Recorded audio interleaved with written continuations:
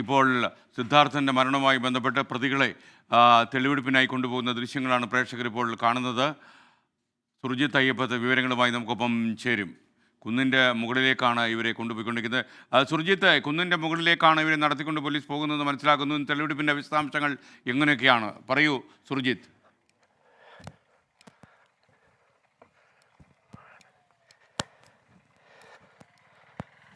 SKN രണ്ട് പ്രതികളെയാണ് ഇപ്പോൾ തെളിവെടുപ്പിനായി എത്തിച്ചിട്ടുള്ളത്. ഈ കേസിൽ പ്രധാനപ്പെട്ട പ്രതികളാണ് രഹാൻ ബിനോയ്, അതോടൊപ്പം തന്നെ ആകാശ്. രണ്ടുപേരെയാണ് ഇപ്പോൾ തെളിവെടുപ്പിനായി ഈ കുന്നുമുകളിലേക്ക് എത്തിച്ചിരിക്കുന്നത്. അതാണ് നമുക്ക് കാണാൻ കഴിയുന്നത്. DYSP സജീവിൻ്റെ നേതൃത്വത്തിലുള്ള സംഘമാണ് തെളിവെടുപ്പ് ഇവിടെ നടത്തിക്കൊണ്ടിരിക്കുന്നത്. എന്തായാലും ഈ കേസുമായി ബന്ധപ്പെട്ട് പ്രധാനപ്പെട്ട ചില സംഭവങ്ങൾ നടന്നിട്ടുള്ളത് ഇവിടെയാണ്. 16-ാം തീയതി, അതായത് ഈ യുവാവ് സിദ്ധാർത്ഥൻ ഇവിടേക്ക് എത്തിയ ശേഷം ആദ്യം ഈ കുന്നുംപുറത്തേക്കാണ് കൊണ്ടുവരുന്നത്. ഈ കുന്നുംപുറത്തേക്ക് എത്തിയ ശേഷമാണ് ഇവിടെ ആക്രമണം നടത്തുന്നത്. അതായത് ഈ കാശിനാഥൻ ഉൾപ്പെടെയുള്ള പ്രതികൾ ഇവിടെ ഇവർക്ക് വേണ്ടി കാത്തു നിൽക്കുകയായിരുന്നു. ഇവരെ വെച്ച് ക്രൂരമായി മർദ്ദിച്ചു. ഇതുമായി ഈ കേസിൽ ഗൂഢാലോചന അടക്കമുള്ള കുറ്റം ചുമത്താനുള്ള നിർണായകമായ തെളിവുകൾ ആണിപ്പോൾ പോലീസ് ശേഖരിച്ചുകൊണ്ടിരിക്കുന്നത്. പ്രേക്ഷകർക്കറിയും പോലെ സിദ്ധാർത്ഥൻ്റെ മരണവുമായി ബന്ധപ്പെട്ട കേസിലെ പ്രതികളുമായി പോലീസ് ഇന്ന് തെളിവെടുപ്പ് നടത്തുകയാണ്. സംഭവം നടന്ന സ്പോട്ടിൽ പ്രതികളെ എത്തിച്ച് തെളിവെടുപ്പ് നടത്താനാണ് പോലീസിൻ്റെ ശ്രമം. എന്തായാലും ഈ ഒരു പ്രതിയും രക്ഷപ്പെടാൻ കഴിയാത്തതിൽ പഴുതടച്ച അന്വേഷണമാണ് ഇപ്പോൾ പോലീസ് നടത്തുന്നത് എന്നുള്ളത് സന്തോഷമുള്ള കാര്യമാണ്. കാരണം ആ കുടുംബത്തിന് നീതി ലഭിക്കേണ്ടത് ആവശ്യമാണ്.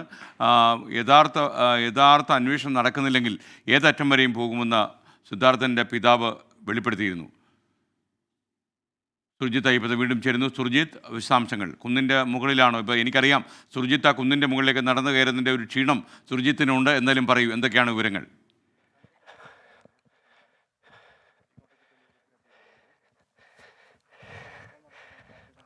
SKN ഈ കേസിൽ ഏറ്റവും നിർണായകമായ തെളിവുകളാണ് ഇപ്പോൾ പോലീസ് ശേഖരിക്കുന്നത്. അതായത് ഈ കേസുമായി ബന്ധപ്പെട്ട് ഈ രണ്ട് പ്രതികളും ഇവർ ചേർന്ന് ഗൂഢാലോചന നടത്തി എന്നുള്ളതാണ് വ്യക്തമാവുന്നത്. ഈ ഗൂഢാലോചനയെ തുടർന്ന് ഇവിടേക്ക് ഈ പാറപ്പുറത്ത് ഇവിടെ വെച്ചാണ് ഇതുമായി ബന്ധപ്പെട്ട ചർച്ചകൾ നടക്കുന്നത്. മാത്രമല്ല 16-ാം തീയതി ഈ യുവാവ് ഇവിടെ എത്തിയ ശേഷം ഇവിടെ നടക്കുകയും ഇതിൻ്റെ ഭാഗമായി കാശിനാഥൻ അടക്കമുള്ള പ്രതികൾ ഈ സിദ്ധാർത്ഥിനെ കാത്തു നിൽപ്പുണ്ടായിരുന്നു.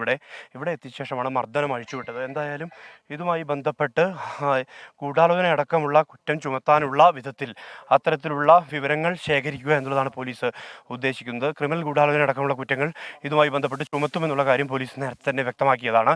ഇവിടെ ഈ കുന്നിൻ്റെ മുകളിലെത്ത് 16-ാം തീയതി വൈകിട്ടോടുകൂടി ഈ കുന്നിൻ്റെ മുകളിലേക്ക് ഈ യുവാവിനെ, അതായത് സിദ്ധാർത്ഥിനെ എത്തിക്കുകയും അതിനുശേഷം അതിന് പിന്നിൽ കൃത്യമായ രീതിയിലുള്ള ഗൂഢാലോചന നടന്നിട്ടുണ്ട് എന്നുള്ളതാണ് പോലീസിൻ്റെ നിഗമനം. ഇതിൻ്റെ അടിസ്ഥാനത്തിൽ കാശിനാഥൻ അടക്കമുള്ള പ്രതികൾ ഇവിടെ ഇദ്ദേഹത്തെ കൊണ്ടുവരുന്നതിനായി കാത്തു നിൽക്കുന്നുണ്ടായിരുന്നു. ഇവിടെ ഈ പെൺകുട്ടിയോട് അപമര്യാദയായി പെരുമാറിയെന്ന് ആരോപിച്ചുകൊണ്ടാണ് മർദ്ദനം അഴിച്ചുവിടുന്നത്. വളരെ ക്രൂരമായ രീതിയിൽ തന്നെ മർദ്ദിക്കുകയായിരുന്നു ഇവിടെ വെച്ച്. ഇവിടെ നിന്നുമാണ് നേരെ ഹോസ്റ്റലിലെ 21-ാം നമ്പർ മുറിയിലേക്ക്, അതായത് SFIയുടെ യൂണിറ്റ് സെക്രട്ടറി ആയിട്ടുള്ള മുഹമ്മദ് ഇസാൻ്റെ മുറിയാണത്. ആ മുറിയിലേക്ക് കൊണ്ടുപോയി മർദ്ദനം തുടരുന്നത് അവിടെ വെച്ചാണ്. എന്തായാലും ഇതുമായി ബന്ധപ്പെട്ട വിവരങ്ങൾ, അതായത് ഗൂഢാലോചന അടക്കമുള്ള കുറ്റം ചുമത്താൻ ഉതകുന്ന വിധത്തിലുള്ള അത്തരത്തിലുള്ള കുറ്റം ചുമത്തുന്നതിൻ്റെ ഭാഗമായി തന്നെയാണ് ഇവിടേക്ക് പോലീസ് സംഘം ഈ പ്രതികളെ എത്തിച്ച് തെളിവെടുപ്പ് നടത്തിക്കൊണ്ടിരിക്കുന്നത്. രണ്ട് പ്രതികളെ, അതായത് രഹാൻ ബിനോയ്, അതോടൊപ്പം ആകാശ്, ഈ രണ്ട് പ്രതികളെയാണ് ഇവിടേക്ക് എത്തിച്ചിരിക്കുന്നത്. ഇവരുടെ നേതൃത്വത്തിലാണ് ഇപ്പോൾ തെളിവെടുപ്പ് നടന്നുകൊണ്ടിരിക്കുന്നത്. DYSP സജീവൻ്റെ നേതൃത്വത്തിൽ, കൽപ്പറ്റ DYSP അദ്ദേഹമാണ് അന്വേഷണ സംഘത്തെ നയിക്കുന്നത്. അദ്ദേഹത്തിൻ്റെ നേതൃത്വത്തിലുള്ള സംഘമാണ് ഇപ്പോൾ ഇവിടെ തെളിവെടുപ്പ് നടത്തിക്കൊണ്ടിരിക്കുന്നത്. ഈ കാണിച്ചു കൊടുക്കുന്ന സ്ഥലത്ത് അവിടെ നിന്നുകൊണ്ടാണ് ഈ സിദ്ധാർത്ഥിന് നേരെ മർദ്ദനം അഴിച്ചുവിടുന്നത്. അതായത് മർദ്ദനവുമായി ബന്ധപ്പെട്ട് രണ്ടുപേർ ഇവിടെ കാശിനാഥൻ ഉൾപ്പെടെയുള്ളവർ കാത്തിരിപ്പുണ്ടായിരുന്നു. രഹാൻ ബിനോയും ഡാനിഷും അൽത്താഫും ഉൾപ്പെടെയുള്ളവർ, ആ പ്രതികൾ ചേർന്നാണ് ഈ യുവാവിനെ ഇവിടേക്ക് കൊണ്ടുവരുന്നത്, സിദ്ധാർത്ഥിനെ ഹോസ്റ്റലിൽ നിന്ന്. ഇതെല്ലാം സംഭവിക്കുന്നത് രാത്രി 9 മണിക്ക് ശേഷമാണ്. 9 മണി വരെ ഈ സ്പോർട്സ് ഡേ ആഘോഷവുമായി ബന്ധപ്പെട്ട തിരക്കിലായിരുന്നു ഈ യൂണിവേഴ്സിറ്റി. പക്ഷേ അതിനുശേഷം 9 മണിയോടുകൂടി ഹോസ്റ്റലിലേക്ക് ആളുകൾ എത്തുന്നു. ആ സമയത്ത് അവിടെ സിദ്ധാർത്ഥൻ ഇരിപ്പുണ്ടായിരുന്നു. ആ സിദ്ധാർത്ഥനെ അവിടെ നിന്നും ഇവിടേക്കാണ്, ഈ കുന്നിൻ മുകളിലേക്കാണ് ഏറ്റവും ആദ്യം കൊണ്ടുവരുന്നത്. കൊണ്ടുവരുന്നത് ഡാനിഷും അതോടൊപ്പം തന്നെ ഈ രഹാൻ ബിനോയിയും അൽത്താഫും ഉൾപ്പെടെയുള്ള ആളുകളാണ്. അവർ ഇവിടേക്ക് ക്രൂരമായി മർദ്ദനം തുടങ്ങി. ഇവിടെ നിന്നും ആ മർദ്ദനം തുടങ്ങിയ ശേഷം മർദ്ദനവുമായി ബന്ധപ്പെട്ട് പൂക്കോട് വെറ്ററിനറി കോളേജിലെ വിദ്യാർത്ഥി സിദ്ധാർത്ഥൻ്റെ മരണവുമായി ബന്ധപ്പെട്ട് പോലീസ് അന്വേഷണം തുടരുകയാണ്. പ്രതികളെ സംഭവ സ്ഥലത്തെത്തിച്ച് തെളിവെടുപ്പ് നടത്തുന്ന തത്സമയ ദൃശ്യങ്ങളാണ് പ്രേക്ഷകർ ഇപ്പോൾ കണ്ടത്.